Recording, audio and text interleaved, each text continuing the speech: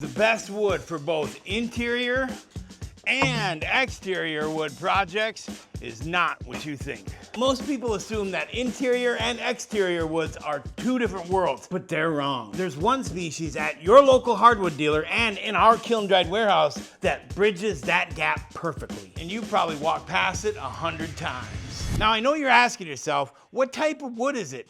Is it expensive? How difficult is it to work with? And can we really use it everywhere? I'm gonna answer all those questions and more, but first, let's get the usual suspects out of the way. When most people think of outdoor woods, they think of western red cedar and white oak. Now they're both great woods. I'm not trying to bash either one of them, but for this specific job, they not only work great, but they also have serious drawbacks. Let's start with the one that everyone reaches for first. Western red cedar is the default choice for outdoor woods here in this country. It's lightweight, it smells great, it holds up well outdoors. Nobody's arguing that. But here in central Minnesota, western red cedar is not a budget-friendly option. It's one of the most expensive choices here at our local big box stores. If you're covering a large porch ceiling, that total price tag adds up fast. And now for white oak, that's what the smart guys use. And also the strong guys, because white oak is notoriously heavy. Because installing white oak boards overhead by yourself isn't just a building project.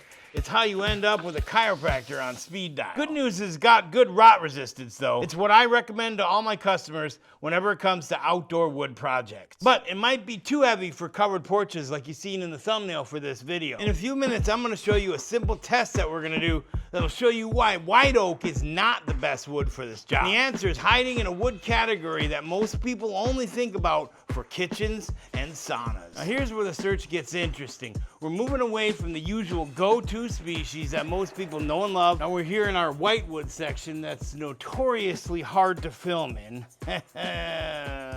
Tight space, tight space. First one we're gonna talk about is quaking aspen. This tree grows everywhere, from Alaska to New England, down through the Rockies. If you live in North America, aspen probably grows within an hour of your house. That means it's accessible, and good news, it's affordable. And the second one is basswood. It grows right here in the Midwest and on the East Coast. And as you can kind of tell by the sapwood, both of them are almost identical woods. Keep in mind this piece is a little bit older, so it's oxidized. This piece of basswood has a polyacrylic finish on it. It's a sample board we use. So basically it's aspen for you guys on the West Coast and basswood for those on the East Coast. They're almost identical woods. Here in central Minnesota, we get both species, as you can tell. And here's where most people miss the mark. Aspen and basswood are traditionally both interior woods. You see them in kitchens, paneling, and even saunas. We'll talk more about saunas later, but that's their reputation. And now we're gonna take them into the covered outdoor space. And there's a very specific scientific reason why that works perfectly. And to understand why, we need to do one quick test.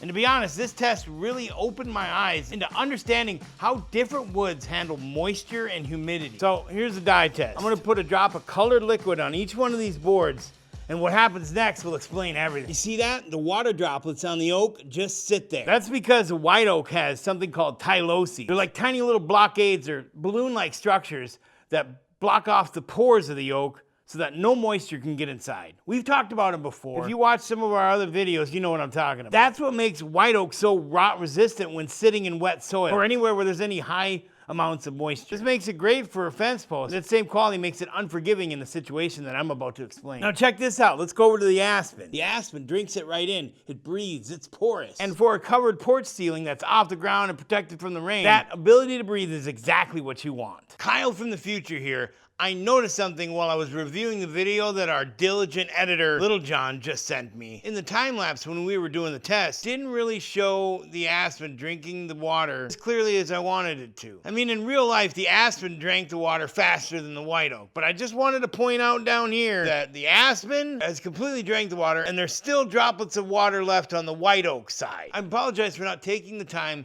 to film the results of this test. Now, back to the video. Here's the core truth of this entire video, and I want you to hear this clearly. A properly covered porch ceiling doesn't necessarily need rot resistance. It needs stability. It needs wood that can handle humidity going up and down with the seasons without splitting, cupping, or warping on it. And that's exactly what aspen and basswood do.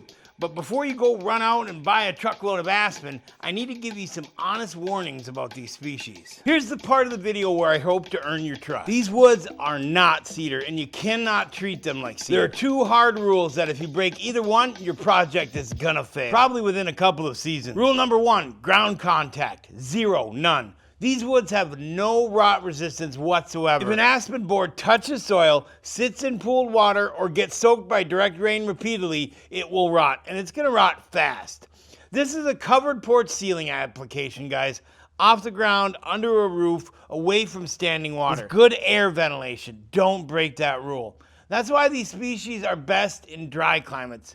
And let me know in the comments section if you ever use basswood or aspen in your home. Rule number 2 is the one that trips people up, and it's got to do with your fastener. Because aspen and basswood are so light in color, almost white, any iron that comes in contact with them, they're gonna bleed. Now, if you use standard galvanized nails or cheap screws outside, moisture will cause those fasteners to rust. And that rust, iron oxide, will create black streaks running down your boards like you see in this picture right here.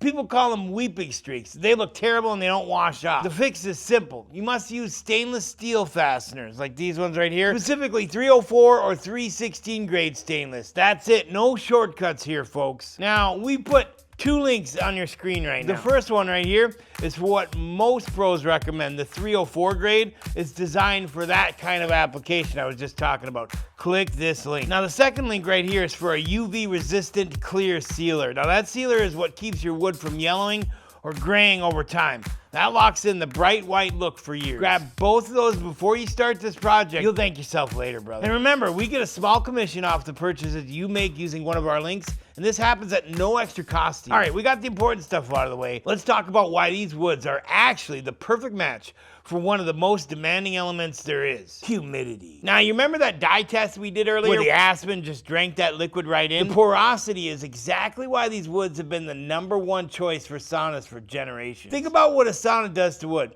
Extreme heat, heavy steam, then cold, dry air. That cycle repeats over and over. A wood that can't breathe will crack, cup, and fall apart fast. But because aspen and basswood absorb and release moisture so evenly, they handle that punishment without flinching. And a covered porch in Minnesota during July and August, that's basically a mild sauna. These woods are perfect for exactly that kind of environment where the humidity fluctuates up and down like that. The board foot savings with aspen and basswood compared to western red cedar here in Minnesota can be pretty significant, as I talked about earlier. And like I mentioned earlier in the video, red cedar on the low end is over $5 per board foot here in central Minnesota. That's just the low end. But for the aspen in our inventory, it's only $350 per board foot.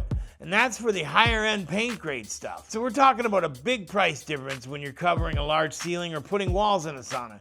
Here's what I want you to walk away with today. The best wood for any project is not the most expensive one. It's not the heaviest one. It's not the one that fits the environment. It's not the one your wife likes even. Don't tell her I said that. It fits the person doing the building. Keep it off the ground, use stainless fasteners, and hit it with a UV clear sealer. And you'll have a ceiling that looks high end and lasts for years. And you can do it yourself. So if this video helped you, hit that like button and YouTube's newer feature, the hype button. It's down here somewhere where the rest of the bells and whistles, but it genuinely helps other people find this. And most importantly, please share this with someone who's been standing in the lumberyard, staring at price tags, trying to figure out what to buy. Now, here's the thing.